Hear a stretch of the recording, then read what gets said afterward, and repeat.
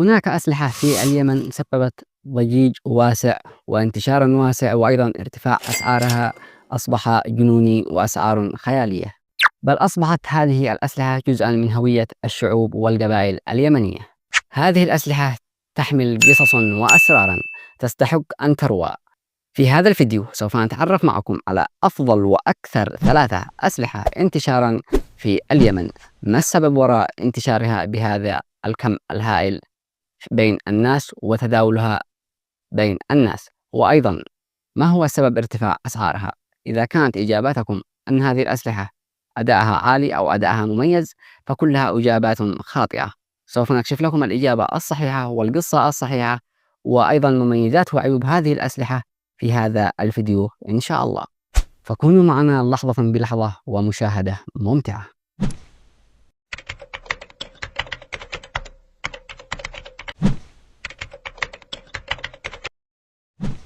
الكرينيكوف، وخاصة بنادق الكرينيكوف الجفري أو اسمها العلمي الإي كي إس 74 يو، وأيضا أخوانها الآخرين وهو الكرينيكوف المؤتمر أو الكرينيكوف البلغاري من شركة أرسنال البلغارية، وأيضا الكرينيكوف اليوغوسلافي أو اسمه العلمي الزيستافا M92 أو ما يسمى عندنا بالمشير. أصبحت هذه الأسلحة من أكثر الأسلحة انتشارا في اليمن، ويرجع ذلك إلى عدة عوامل مشتبكة تتعلق بالحروب والطلب المتزايد، وأيضا رؤيتها مع شخصيات قيادية ومشايخ للقبائل اليمنية، وكذلك العوامل الاقتصادية. إليك القصة كاملة. أولا، دخول الكرينيكوف الجفري إلى اليمن كيف بدأ؟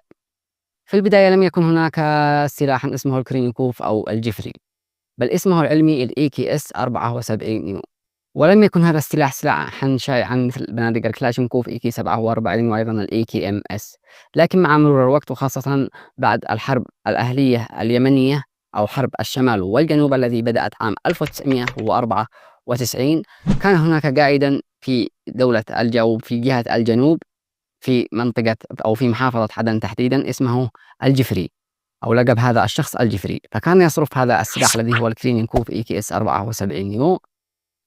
فتم تسمية الكرينيكوف على اسمه ويطلق عليه اسم الجفري.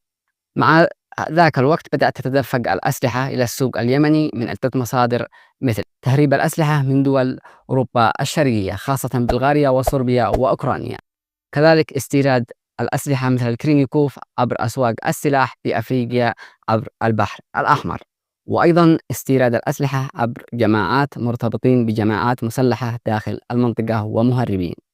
مع ذاك الوقت بدأ الجفري في الانتشار بين الناس وتداوله، وكان سلاحا يتميز بخفة وزنه وأيضا صغر حجمه، مما أدى إلى تداوله وانتشاره بسرعة كبيرة، ولكن لم يكن سعره مبالغا فيه مثل هذا الوقت. كان بنادق الكلاشينكوف ربما آنذاك كانت أغلى ثمنا من بنادق الجفري أو الكرينيكوف الروسي،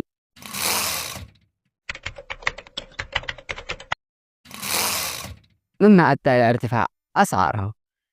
أولا، الطلب المتزايد على بنادق الكرينيكوف الجفري.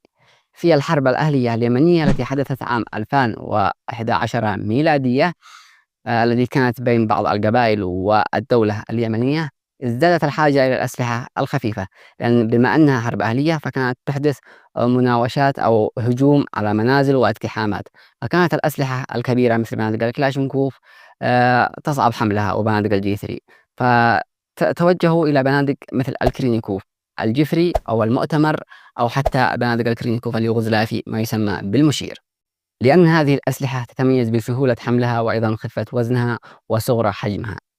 مع تزايد الطلب على الكرينيكوف بدأ المهربون يجلبون أعداد أكبر من الكرينيكوف إلى السوق اليمني، مما أدى إلى زيادة انتشاره بشكل غير مسبوق في الأسواق وبين القبائل. وبما أن الكرينيكوف لم يكن متوفر بكميات كثيرة مثل بنادق الكلاشينكوف، فإن الطلب المرتفع أدى إلى نقص عدده في السوق، مما أدى إلى ارتفاع أسعاره مقارنة بالأسلحة التقليدية.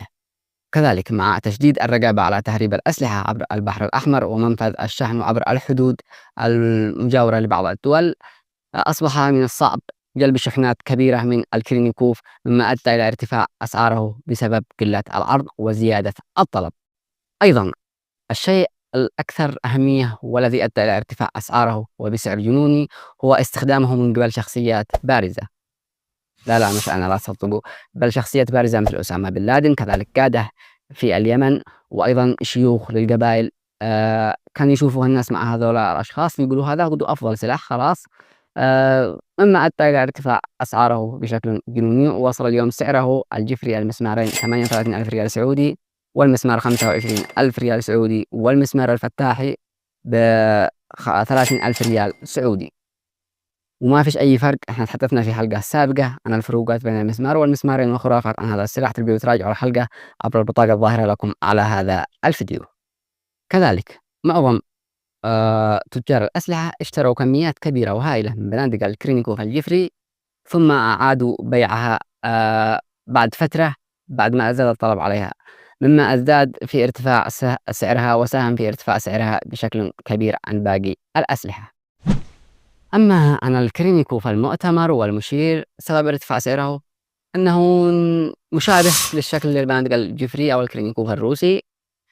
كذلك حجمه صغير نفس بندق الجفري، كذلك وزنه أخف من بندق الكلاشنكوف.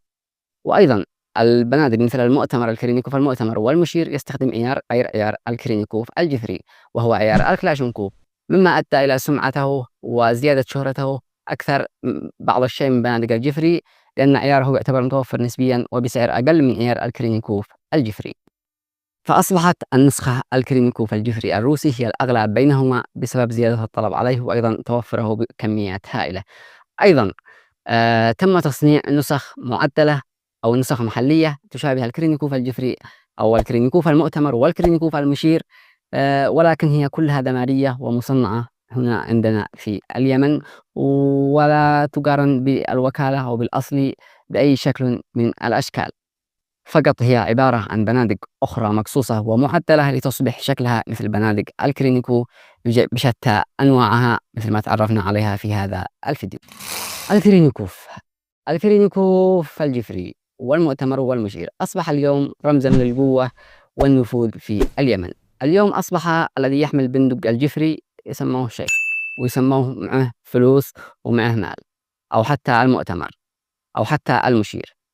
كذلك مثل ما شاهدتوا، الذي ساهم في ارتفاع أسعار الجفري بشكل أكثر وأكبر هو مسلسل دروب المرجلة في الجزء الأول، حيث وأن البطلة أشواق علي حملته بالجزء الأول الكرينيكوف الجفري، ولكن في الجزء الثاني الآن مثل ما تشاهدوا خلال أيام شهر رمضان تم تغيير سلاحها إلى بنادق الكرينيكوف اليوغوسلافي أو ما يسمى عندنا بالمشير. فراح تشوفوا الآن ارتفاع في أسعار بنادق المشير بسبب شخصية مشهورة قامت بحمله في مسلسل كامل. هذا سبب من الأسباب لارتفاع أسعار بنادق الكرينيكوف الجفري. وسؤالي لكم في هذه الحلقة، ما هو السبب في تغيير سلاح رشة أو اسمها أشواق علي في مسلسل دروب المرجلة الجزء الثاني من الكرينيكوف الجفري الAKS 74U إلى الكرينيكوف اليوغوسلافي الزيستافا M92 أو ما يسمى بالمشير؟ ما هو السبب؟ شاركونا بإجابتكم في التعليقات، ولا تروح تغش في التعليقات إذا في أي إجابة. اكتبوا لنا الآن الإجابة قبل ما نشوف التعليقات. يلا نشوف إجاباتكم تحت في التعليقات. ختاما، مع استمرار النزاعات وزيادة الرقابة على تهريب الأسلحة، سعر الكرينيكوف الجفري والمؤتمر والمشير سيظل مرتفعا، خاصة إذا بقي الطلب عليه عاليا. ومع ذلك فإن توفر بدائل أرخص مثل بنادق الإيكي 47 والإيكي 74 أو ما يسمى لنا بالجفري الطويل، ونسخ عديدة من الأسلحة المتبقية في الأسواق قد يقلل من أهميتها في السوق مستقبلا إن شاء الله، ولكن حاليا يعتمد كله على العرض والطلب في هذه الأسلحة وعلى حسب من يحمله ومن يستخدم هذا السلاح. فما هو الأفضل بين هذه الأسلحة؟ الأفضل من وجهة نظري يعتبر في المرتبة الأولى الكرينيكوف الجفري، بعد ذلك يأتي معنا الكرينيكوف المؤتمر، ثالثا وأخيرا الكرينيكوف اليوغوسلافي أو ما يسمى بالمشير. المشير أتى في آخر القائمة لأن عيوبه كثيرة، وعلى رأسها يعتبر نسخة مقصرة نوعا ما من بنادق الكلاشنكوف، ولكنه أكبر حجما من بنادق المؤتمر والجفري. كذلك الحديد المستخدم في هذا السلاح يصدأ أو يذحل بسرعة ومع تغير الأجواء، فإذا وضعته في منطقة حارة أو منطقة فيها رطوبة يحدث صدأ في هذا السلاح. أيضا كثرة استعصاءاته بعض الشيء عن باقي بنادق الكلينيكوف. فهذه العيوب قد تكون خفضت من سعره، فإن سعره هو يعتبر الأرخص بينهم، فسعر الجديد منه 7000 ريال سعودي فقط.